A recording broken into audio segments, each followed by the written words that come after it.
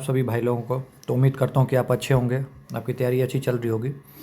तो अब हम लोग 7 से 8 मिनट का एक सीरीज़ टाइप एनसीईआरटी का चलेगा, जिसके तहत 11-12 के एनसीईआरटी कंप्लीट एनसीईआरटी को बीपीएससी एईडीओ या बिहार दरोगा मेंस या फिर कोई भी पीसीएस एग्ज़ाम हो, उसमें जो पूछे जाते हैं क्वेश्चन सबसे ज़्यादा, वो एनसीईआरटी के बेस पर उसको हम कवर करेंगे। तो हम कोशिश करेंगे कि डेली 1 से 2 चैप्टर को कंप्लीट करें, क्योंकि जैसे 11th क्लास में 22 चैप्टर है, तो उसको हम लोग 10 दिन में कंप्लीट कर लेंगे, 10 से 11 दिन में, क्योंकि 5-7 मिनट है। किसी दिन 2 चैप्टर, कोई चैप्टर छोटा है, कोई चैप्टर बड़ा है, तो कोशिश करेंगे कि उसको जल्दी से जल्दी कंप्लीट कर ले। पहले बायोलॉजी करेंगे, फिर केमिस्ट्री, फिर फिजिक्स। तो 15 से 20 दिन के अंदर में हम लोग 11-12 की बायोलॉजी को कंप्लीट कर लेंगे। इसके बाद फिर केमिस्ट्री पे आएंगे, फिर फिजिक्स पे आएंगे, और कोशिश करेंगे कि क्योंकि 10th तक आप लोग अच्छे से पढ़ चुके हैं, और अगर उसके बाद टाइम मिला तो हम लोग 10th और 9th को भी टारगेट करेंगे। अगर ये आप अच्छे से ख़त्म कर लेते हैं, और जो भी मैं इंपॉर्टेंट पॉइंट बता रहा हूँ अगर आप उसको अच्छे से कर लेते हैं, तो उसके बाद अगर आप लूसेंट पढ़ने जाएंगे तो आपको लूसेंट बहुत ईजी लगेगा, क्योंकि वहाँ जो एनसीईआरटी की लाइन्स लिखी है तब आपको समझ में आएगा। क्योंकि एनसीईआरटी की बुक सबके पास है, बट उसको कैसे पढ़ना है, कहाँ से क्वेश्चन आता है, कैसे समझना है, उसको छाँटना बहुत मुश्किल होता है। तो आइए स्टार्ट करते हैं हम लोग अपने पहले चैप्टर से। ठीक है, आज के लेक्चर बहुत छोटा सा होगा, 3-4 मिनट का ही होगा।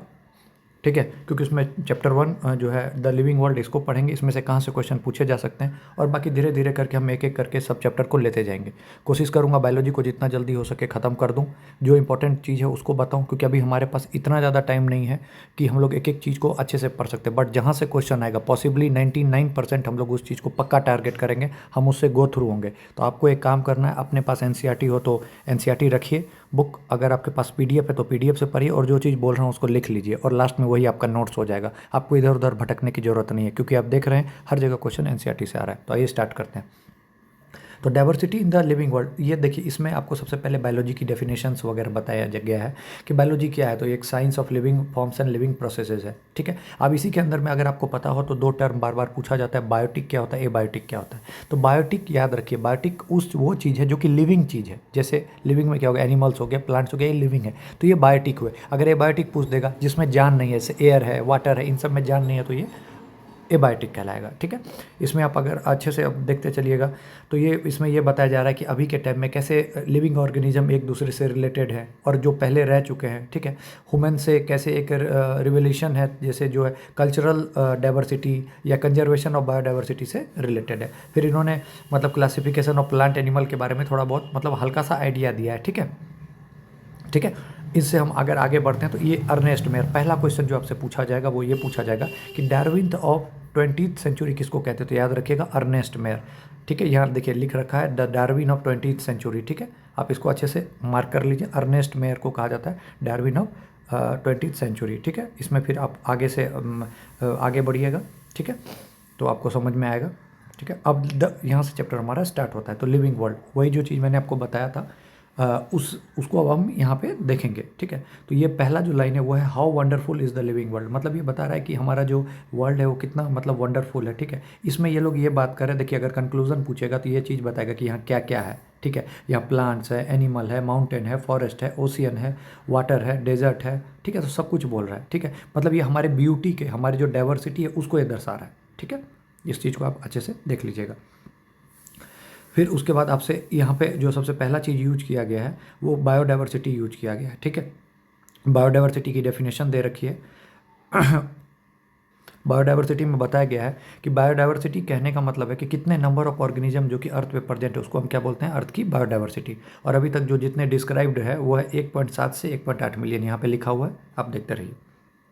ठीक है, फिर अब एक चीज़, एक क्वेश्चन आता है कि देखिए मिलियंस ऑफ प्लांट और एनिमल में है, तो हम लोग कैसे उसको जानेंगे। तो कुछ ना कुछ तो उसको नाम दिया जाएगा। मानिए अगर 10 लोग आपके सामने खड़े हैं, अगर उनका कुछ नाम नहीं है, या फिर आप उसका कुछ कोडिंग ABCD से नहीं कीजिएगा, तो आप कैसे उसको जो है सो कहीं मेंशन कीजिएगा। ठीक है, तो उसके लिए जो है वही प्रोसेस कहलाता है कि पार्टिकुलरली कुछ एक आइडेंटिटी देते हैं, उसको कहते हैं नोमेनक्लेचर। ठीक है, और नोमेनक्लेचर तब पॉसिबल है जबकि उसके बारे में डिस्क्रिप्शन अच्छे से हो। ठीक है, तो इसको कहते हैं आइडेंटिफिकेशन। नोमेनक्लेचर किसी का नाम देने के लिए पहले उसकी पहचान जरूरी है। ठीक है, जैसे फलना का बेटा बोला, मतलब XYZ का बेटा बोला, तो उसके लिए पहचान जरूरी है ना कि X जो था वो उस आदमी को हम जानते हैं, उसका ये बेटा। तो क्लियर है, आप समझ रहे हैं। तो इन सब को अगर आप देखिएगा तो इस सब के लिए जो साइंटिस्ट वगैरह सब बाद में एग्री हुए। ठीक है, और जहाँ पर प्रिंसिपल या क्राइटेरिया दिया गया था तो वो कहाँ दिया जाता था, तो अगर बायोलॉजी में जाइएगा, बॉटनी में जाइएगा तो ICBN है, international council for botanical nomenclature. वही जूलॉजी में जाइएगा तो international council for zoological nomenclature. तो ये चीज़ है, आपको दोनों में डिफरेंस या फुल फॉर्म पूछा जा सकता है। अब क्या हो गया कि बहुत ज़्यादा डाइवर्सिटी थी, तो प्लांट के लिए अलग हो गया बॉटनी वाला, एनिमल के लिए हो गया जूलॉजी वाला, तो ये दोनों ICZN है, ठीक है। अब इसको इन लोगों ने किया। अब क्या किया कि दो जो मतलब जो भी नाम है उसके दो कंपोनेंट होंगे, एक होगा जेनरिक नेम और होगा एक स्पेसिफिक एपिथेट। जैसे मैं आपको एग्जांपल दे रहा हूँ, मानिए आपका नाम है पुष्पाराज, ठीक है, मैं एग्जांपल ले रहा हूँ पुष्पाराज, तो पुष्पा क्या हो गया जेनरिक नेम और राज क्या हो गया स्पेसिफिक एपिथेट। वही वाला हो गया कि जैसे मानिए आपका नाम है राज यादव, तो राज क्या हो गया जेनरिक नेम और यादव क्या हो गया स्पेसिफिक एपिथेट, ठीक है। और जो दो कंपोनेंट होता है इसी को कहना होता है बायनोमियल नोमेनक्लेचर, ठीक है। 2 कंपोनेंट जो हुआ यही जेनरिक नेम और स्पेसिफिक एपिथेट, और ये दिया किसने था, तो कार्लस लिनियस ने। तो ये बहुत इंपॉर्टेंट है, इसको याद रखेगा। एग्जाम्पल जैसे दे रहा हूँ, मैंगो का है मैंजीफेरा इंडिका, तो पूछेगा मैंजीफेरा इंडिका में मैंजीफेरा क्या है, तो जेनरिक नेम, इंडिका क्या है तो स्पेसिफिक एपिथेट। क्लियर है। अब देखिए ये जो रूल था, ये रूल क्या बोलता है कि बायोलॉजिकल नेम्स जो है उसको लिखा जाएगा लैटिन में, और उसका जो होगा इटैलिक्स में उसका जो है लिखा, मतलब होंगे ये लैटिन में लेकिन लिखा जाएगा इसको इटैलिक्स में। देखिए आपको कैसे है, मैंजीफेरा इंडिका में देखिए इंडिका थोड़ा सा इटैलिक्स में लिखा हुआ है। आपको इटैलिक्स अगर आपको कंप्यूटर का नॉलेज है या फिर राइटिंग का तो आप देख सकते हैं। पहला जो है जीनस को बताएगा, दूसरा स्पेसिफिक एपिथेट को बताएगा, ये मैंने आपको बता दिया, ठीक है। और जो भी जो जो दोनों जो बायोलॉजिकल नेम में जो वर्ड लिखे गए हैं, जब उसको हैंड रिटेन कीजिएगा तो उसको सेपरेटरी अंडरलाइन कीजिएगा, ठीक है, ताकि ये बताया जा सके कि ये लैटिन ओरिजिन के हैं, क्योंकि पहले में लिखा है ना आर जनरली इन लैटिन, तो आपको समझ में आ रहा होगा, ठीक है। तो ये एग्जाम्पल है, क्लियर है, आपको उम्मीद करता हूँ कि समझ में आ रहा होगा, ठीक है। अब इन सबको जो है किसी न किसी फॉर्म में जो है सो सबको एक साथ नहीं पढ़ सकते। जैसे एनिमल हो गया, प्लांट हो गया, फिर उसके बाद अलग अलग हो गया। आप एनिमल में भी अलग अलग टाइप के हैं, बर्ड्स हैं, मैमल्स हैं, तो आप सबको एक साथ नहीं पढ़ सकते। तो इसके लिए ज़रूरी है कि इसको कुछ ना कुछ तरीके से डिवाइड किया जाए, इसी डिवीज़न को कहते हैं क्लासिफिकेशन, ठीक है, ठीक है। अब वही देखिए प्लांट में क्या है, वीट है, राइस है, मेज है, एनिमल में क्या है, कैट है, डॉग है। अब सबको आप एक साथ जो है सो ऑर्गेनिज्म को नहीं पढ़ सकते। तो अगर इसके लिए साइंटिफिक टर्म यूज कीजिएगा तो वो है टैक्सा, ठीक है।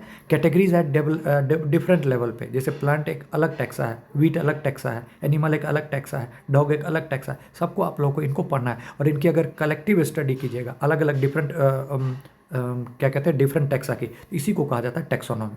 क्लियर है, ठीक है। अब टैक्सोनॉमी में पूछेगा कि क्या क्या इंपॉर्टेंट है, तो इंटरनल स्ट्रक्चर देखिएगा, एक्सटर्नल स्ट्रक्चर देखिएगा, स्ट्रक्चर ऑफ सेल देखिएगा, कैसे बना, कैसे ये काम करेगा, ये सब इसमें एक प्रोसेस है। अगर वही इसका जो स्टेप पूछेगा कि मतलब लॉजिकली क्या स्टेप होगा, तो पहले कैरेक्टराइजेशन, मतलब जो है तो दूर से देखिएगा, अच्छा अच्छा ऐसा ऐसा है, उसके बाद उसको आइडेंटिफाई कीजिएगा, आइडेंटिफाई किए फिर क्लासिफिकेशन कीजिएगा, अब उसको बांटिएगा और उसके बाद उसका नाम लिखिएगा, नोमेनक्लेचर। तो ये these are the terms that are basic to taxonomy. NEET में भी हर बार आता है क्वेश्चन, और आपके में भी आएगा, what are the process that are basic to taxonomy. तो आंसर हो जाएगा ये चारों, इसमें से कोई ये गैप कर देगा आपसे क्वेश्चन पूछ लेगा, ठीक है, ठीक है। द ब्रांच ऑफ स्टडी जो ह्यूमन बींग से रिलेटेड जो था, मतलब बहुत तरह के ऑर्गेनिज्म को नहीं जानते थे पहले, ठीक है। बाद में जब उन्होंने जानना शुरू किया और ऑर्गेनिज्म के बीच में रिलेशन वगैरह या उनकी डाइवर्सिटी को और अच्छे से जाना, तो इसी ब्रांच को कहा जाता है सिस्टेमेटिक्स, ठीक है। और ये वर्ड कहाँ से डराइव हुआ है, सिस्टेमा से, ठीक है। एक बुक है लिनियस की जिसका नाम है सिस्टेमा नेचर, ये उनका टाइटल था पब्लिकेशन का, ठीक है, क्लियर है। अब देखिए इन सब में जो आपको याद रखना है वो सीक्वेंस याद करना है। ये 1.2.1 2 3 4 5 6 यहाँ से चलिए, species, genus, family, order, class, phylum, kingdom, ये डायरेक्ट याद करना, क्योंकि सबसे जो बेसिक यूनिट है वो है स्पेसीज, उसके बाद है जेनस, फिर है फैमिली, फिर है ऑर्डर, फिर है क्लास, फिर है फाइलम, फिर है किंगडम। तो ये सबसे बेसिक यूनिट क्या हो गया, स्पेसीज, फिर जेनस, फिर फैमिली, फिर ऑर्डर, फिर क्लास, फिर फाइलम, फिर किंगडम। आपको ये याद करना, अगर आप ये सब बाकी ये सब चीज़ को स्किप भी कर देते तो कोई दिक्कत नहीं है, लेकिन आपको ये पता होना चाहिए सीक्वेंस, ठीक है, क्लियर है। पूछेगा सबसे टॉप में कौन है, तो किंगडम, सबसे बेसिक कौन है, स्पेसीज। यही टैक्सोनॉमिकल कैटेगरीज है, हायरार्की है, ठीक है, समझ में आ गया। इसको पढ़ने से अच्छा है कि अगर आप ये टेबल पढ़ लेते तो आपका काम हो जाएगा। जैसे देखिए मैन है, मैन का बायोलॉजिकल नेम होमोसेपियंस, होमो क्या हो गया जीनस, फैमिली क्या है ह्यूमन की होमिनिडी, ऑर्डर क्या है प्राइमेटा, क्लास क्या है मैमेलिया, फाइलम क्या है कॉर्डेटा। जब ये सब कॉर्डेटा, ये सब मैमेलिया क्या है, ये सब आपको जब एनिमल किंगडम चलेगा तब आपको समझ में आएगा, ठीक है। तो ये चीज़ आपको समझ में आ जाना चाहिए। ठीक है, उम्मीद करता हूँ कि ये चीज़ आपको समझ में आया होगा। ठीक है, ये जो बाकी चीज़ है ये सब एकदम बेसिक है, इसमें नहीं भी पढ़िएगा आपको पता होगा स्पेसीज क्या है, जीनस क्या है, मैंने आपको बताया था, फैमिली क्या है, मतलब वही ऊपर बढ़ते जाइएगा। जैसे अगर आपने कभी पढ़ा हो सोलेनेसी फैमिली, लिलियसी फैमिली, जिसका आलू वगैरह एग्जाम्पल होता है, तो वो सब एकदम सेम वही है। ठीक है, तो आपको समझ में आ गया होगा ये चीज़। ये इसमें से बहुत इंपॉर्टेंट है, species, genus, family, order, class, phylum, kingdom, इसको आप याद कर लीजिएगा। ठीक है, और जो ये देखिए क्वेश्चन नंबर 7 है, इसको बना लीजिए, क्वेश्चन नंबर 5 को बना लीजिए, आपका काम हो जाएगा। ठीक है, एक बार इसको कर लीजिएगा, उम्मीद करूँगा कि आपको ये पहला चैप्टर समझ में आया होगा। ठीक है, तो जो इंपॉर्टेंट है उसको लिख लीजिए, उसके बाद ज़िंदगी में आपको कभी ये चैप्टर पढ़ने की ज़रूरत नहीं पड़ेगी। Thank you, thanks a lot.